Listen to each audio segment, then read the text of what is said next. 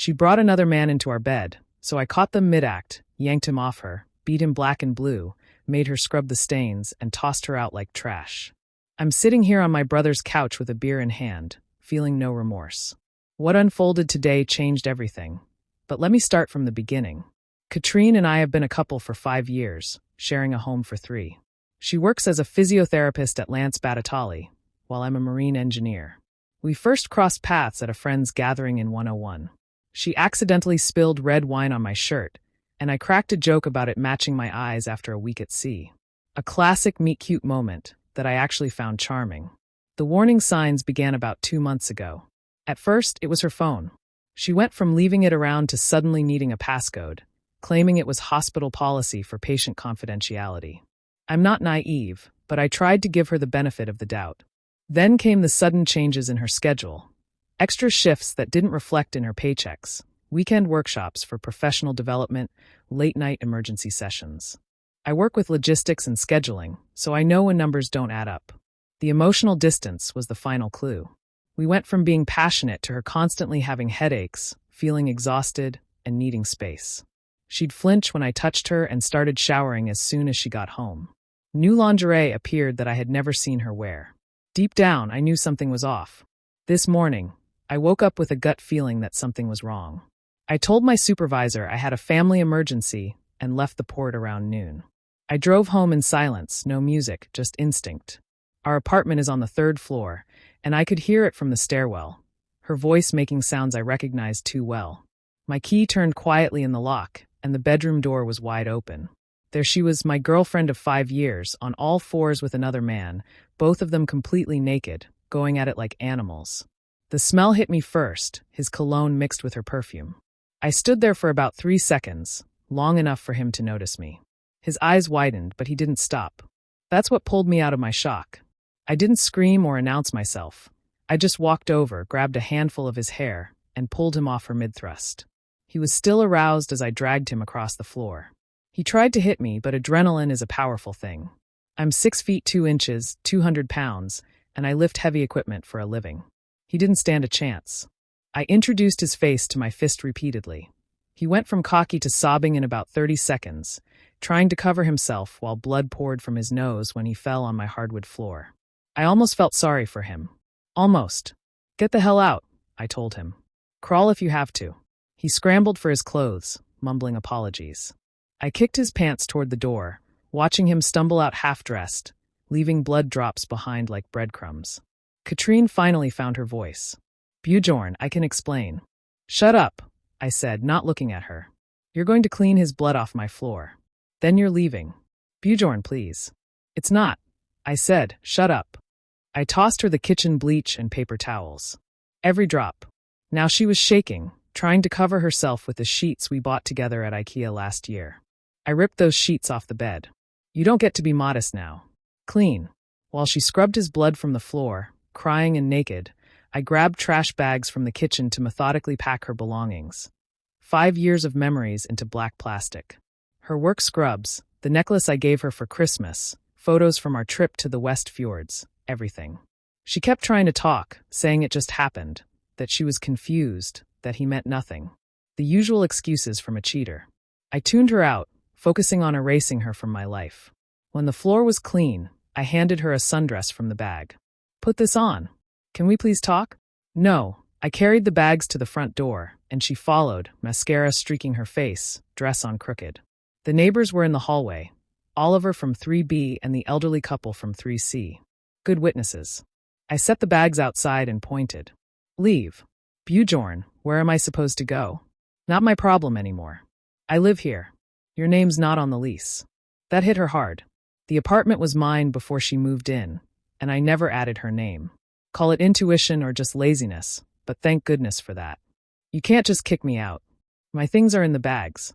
Anything I missed, I'll leave with Helga in the office. She stood there in the hallway, barefoot, makeup ruined, holding garbage bags filled with her life. The same woman who just hours ago was in our bed with another man. I love you, she whispered. I laughed. Actually laughed. No, you don't. You love the stability I gave you, the nice apartment, the vacation plans, the future we discussed. But me? No. I shut the door in her face, locked it, and slid the chain. She pounded on the door for 10 minutes, crying and begging.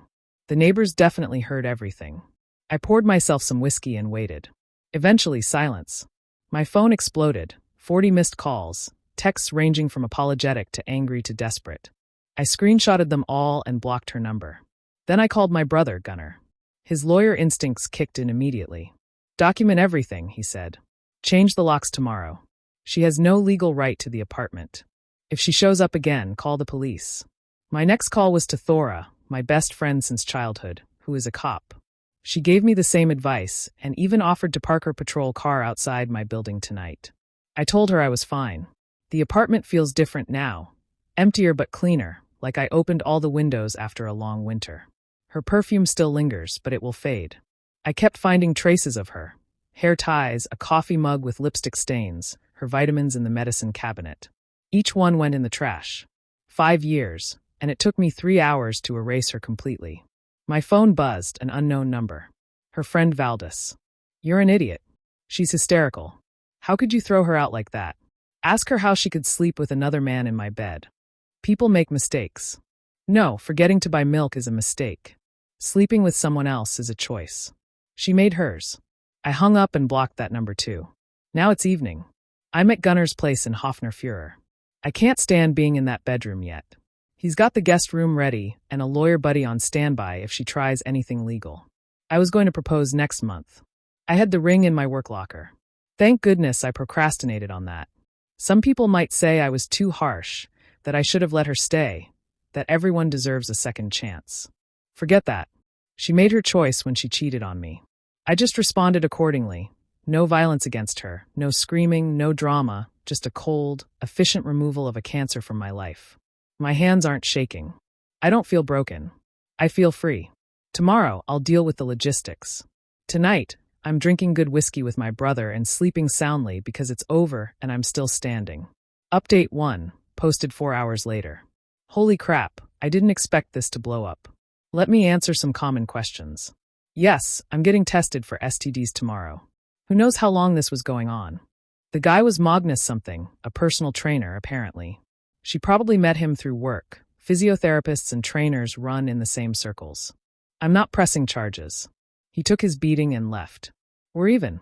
For those saying I was too cold, I don't process emotions in real time. It'll hit me eventually. Right now, I'm in survival mode. The lease is 100% in my name. I checked. She has no legal claim.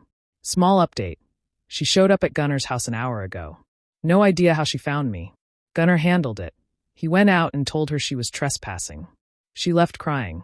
He's got security cameras, so it's all recorded. I'm not backing down. She can cry to whoever will listen. I know what I saw, and I know my worth. More than this. Part 2. The next 48 hours were insane. Posted by UBJ_Thorson_32. 3 days after the original post.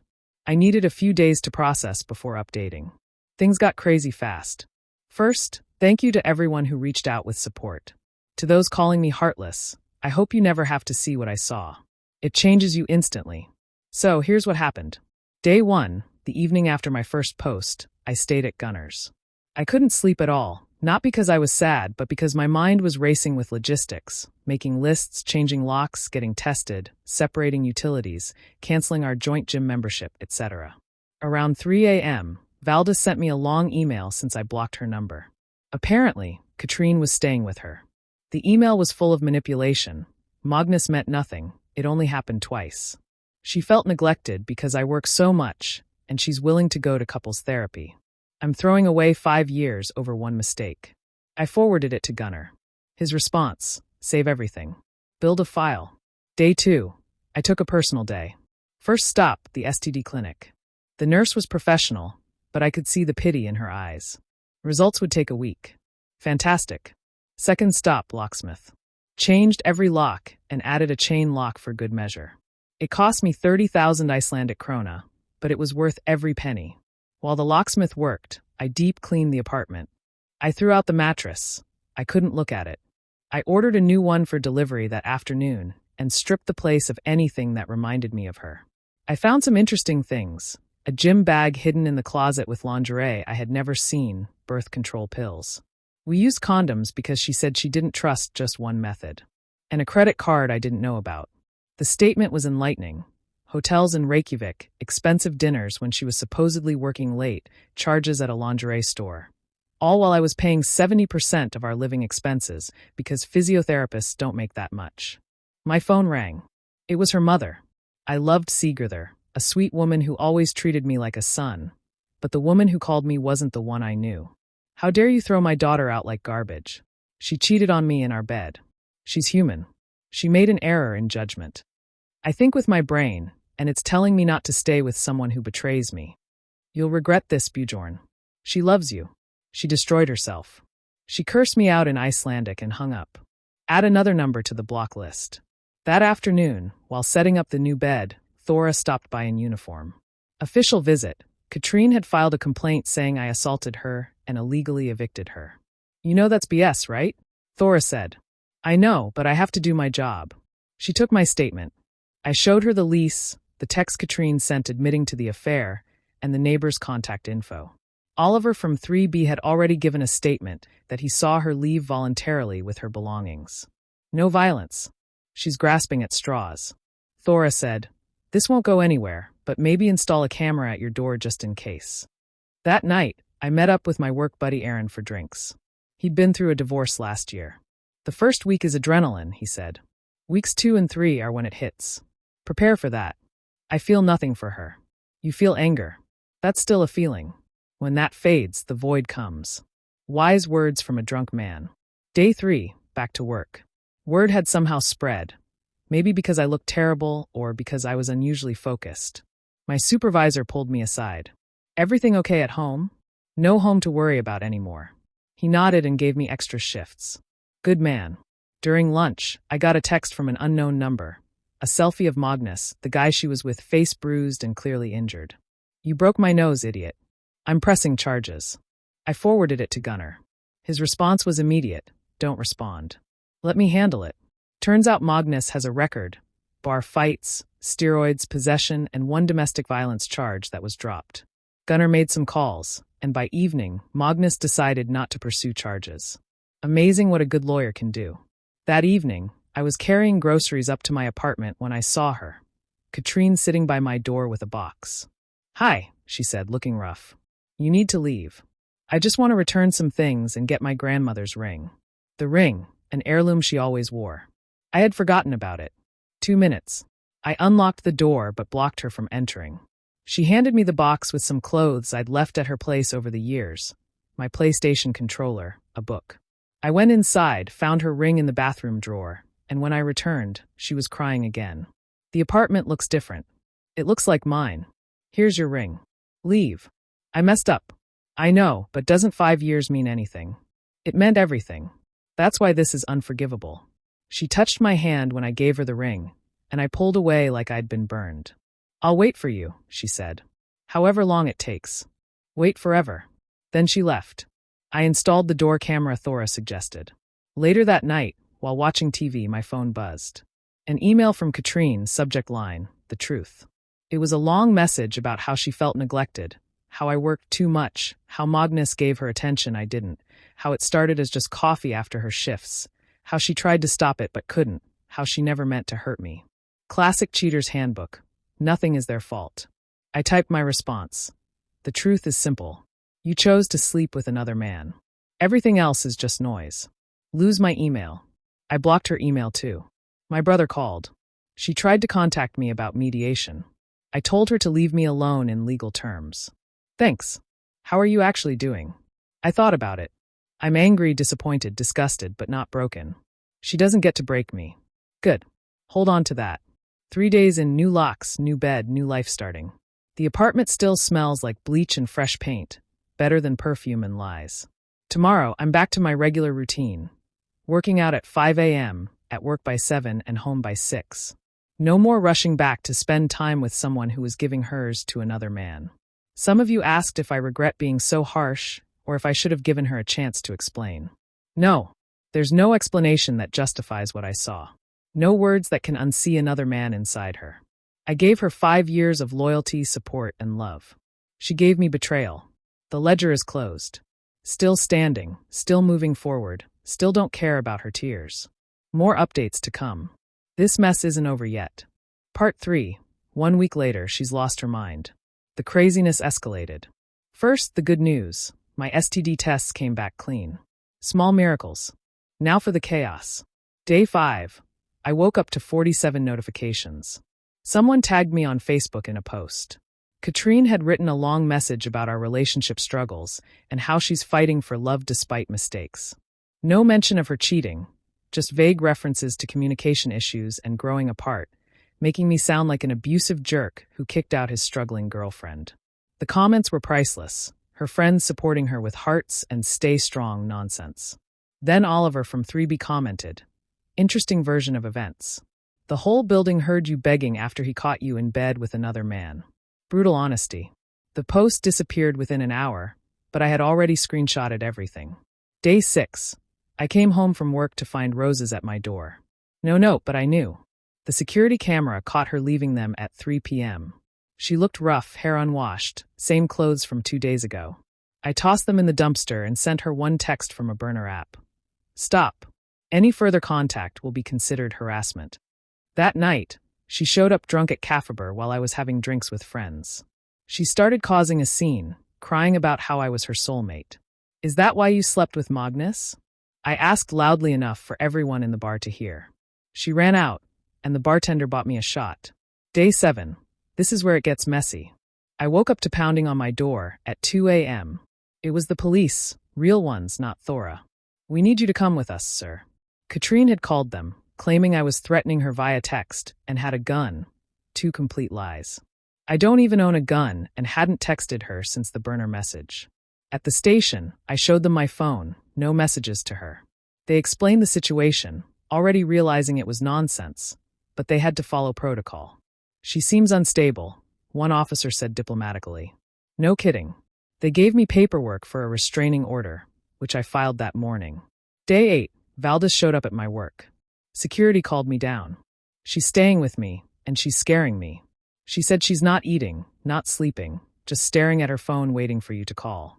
"Not my problem, Bjorn. I think she needs help. Then get her some. Can you at least talk to her? Give her closure." She closed it when she opened her legs for another man. Valdez left crying. I didn't care. Day 9. The restraining order was approved, and Katrine was served at Valdez's apartment. 2 hours later, she posted on Instagram, "Some loves are worth fighting for, even when the world is against you." I blocked her there too. That evening, Magnus contacted my brother. Apparently, Katrine had been showing up at his gym, causing scenes and blaming him for ruining her life. He wanted to coordinate restraining orders. The guy she cheated with now needed legal protection from her. "You can't make this stuff up." Day 10, her father called. "Oliver, different from my neighbor, is a good man, quiet, hard-working fisherman from Kinvik. I'm sorry for what she did," he said. Her mother fills her head with romantic nonsense. "In my day, if you cheat, you face the consequences." "Thank you. She's moving back home for a while to get help. You won't hear from her again." I hope that's true. For what it's worth, I thought you'd propose soon. I had my speech ready. That hit harder than expected. Me too. Take care, Bjorn. You're a good man. Today, day 11, peaceful morning, no drama. I worked out, went to work, and grabbed groceries. Just normal stuff. I came home to find a letter slipped under my door. Not from her, but from Valdez. "I owe you an apology. I didn't know the full truth. She told me you were controlling and distant, and I believed her because she's my friend.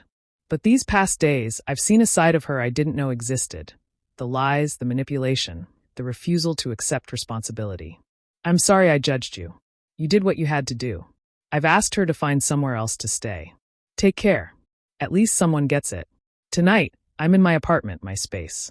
It's starting to feel normal again. I bought some new furniture and hung up artwork I wanted but she hated. Small things that make it mine. The anger is fading into indifference. I don't hate her. That would mean she still matters. She's just someone I used to know who made a choice that removed her from my life. Some lessons learned. Always trust your gut.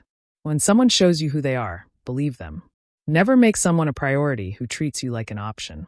It's better to be alone than with someone who doesn't respect you. To everyone saying, "You'll regret this when you're lonely," I'd rather be alone forever than with someone who betrays me. Dignity isn't negotiable. I returned the proposal ring and plan to use the money for a weekend trip to Copenhagen next month. Solo travel, good food, no drama. Living well is the best revenge, and I plan to live very well. Update coming in a few weeks, hopefully with less drama and more moving on. Final update, 1 month later, new beginnings. Final update as promised. Grab a beer, this one ends well. Week 3 to 4 summary. The silence was beautiful, no texts, no surprise visits, no social media drama. Just peace. I focused on work and myself, hit the gym hard, started reading again, and cooked meals instead of ordering takeout. Basic stuff that feels revolutionary after chaos. Then Gunnar called. She's leaving Iceland. Turns out the physiotherapy community in Reykjavik is small.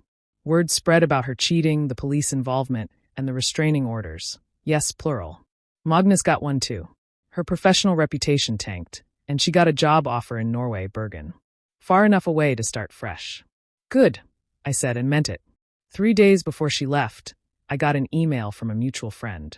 Katrine wanted to meet one last time. Supervised in public to apologize properly. I thought about it for exactly 2 seconds. No, she doesn't get closure. That's her consequence to live with. The plot twist. Remember that credit card I found? Gunnar suggested I check if she had used my information for anything else. Good call. I found 2 more cards with small limits but maxed out, a total of 400,000 Icelandic krona, all in my name using my Kennitala. I filed fraud charges. She paid it back immediately through her parents. Guess they didn't want their daughter starting her new life with a criminal record. I dropped the charges once the money hit my account. Consider it an idiot tax. Copenhagen. I went on that solo trip, the first vacation alone in 5 years. It was liberating.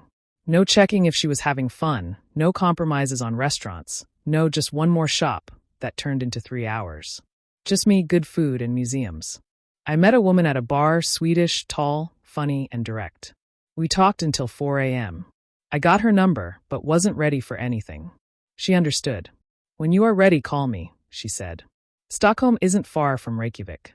Maybe I will, maybe I won't. But having the option felt good. Coming home, I landed back and felt refreshed. The apartment felt like home again, no ghosts, no memories haunting the corners, just my space. I started therapy, not because I'm broken, but because I want to understand why I ignored the red flags and stayed when my gut said to run. Good therapist, no nonsense, just tools. Where everyone ended up. Katrine is living in Bergen, blocked everywhere, so I don't know or care how she's doing. Magnus is still training at his gym. We've actually talked, and he apologized. Apparently, she told him we were basically broken up. He's still a jerk for sleeping with another man's girlfriend, but at least he owned it. Valdis and I are cordial now. She learned a hard lesson about enabling a friend's bad behavior. Her parents, her dad sends me fishing photos sometimes. Good man stuck in a tough situation. Her mom can take a hike. As for me, I got promoted at work. I'm sleeping well, eating better, and my bank account is growing without someone spending my money on secret hotels. Lessons 1 month out. Cheating isn't a mistake. It's a series of choices, each one a betrayal. You can't save a relationship alone. Both people have to want it. Love isn't enough without respect. Sometimes the best response is no response. Living well really is the best revenge. To answer your questions, do I miss her? I miss who I thought she was, but that person never existed. Am I dating? No, I'm still working on myself. Maybe the Stockholm girl in a few months, maybe someone else. No rush. Would I take her back if she changed? Would you eat at a restaurant that gave you food poisoning just because they changed cooks? No way. Am I happy? I'm getting there. Happiness isn't the goal, peace is. And I have that now. I found the engagement ring receipt while organizing papers. June 15th would have been our anniversary. The date felt like a sign, not to mourn what was lost, but to appreciate the bullet I dodged. Imagine finding out after marriage, kids, 20 years. She did me a favor by showing her true self now. She saved me from a lifetime with someone capable of that betrayal. Final thoughts. This experience taught me that when someone betrays you, you have 2 choices. Let it break you or let it forge you into something stronger. I chose stronger. My apartment is mine, my time is mine, my future is mine. No shared dreams that were really just her dreams I was financing. No compromising my worth for someone who didn't value it. To everyone going through something similar, it gets better. Not easier, but better. The pain fades, the anger cools. What's left is wisdom and standards. Don't accept less than complete loyalty. Don't rationalize disrespect. Don't let anyone make you question your worth. And when you catch them, handle it with the same respect they showed you. None. Thanks for following this journey. I'm closing this chapter and not looking back. Stay strong, boys. Know your worth. And remember, the best revenge is a life well lived without them in it. Bjorn out. Edit. I turned off DMs. I got hundreds of messages, some supportive, some from women thinking they can fix me, some from guys wanting detailed revenge plans. I appreciate the support, but I'm moving forward, not dwelling. If my story helped you, great. If you think I was too harsh, I don't care. Peace. Thank you for sticking with me until the end. If you really enjoy our videos, please don't forget to like, share, and subscribe.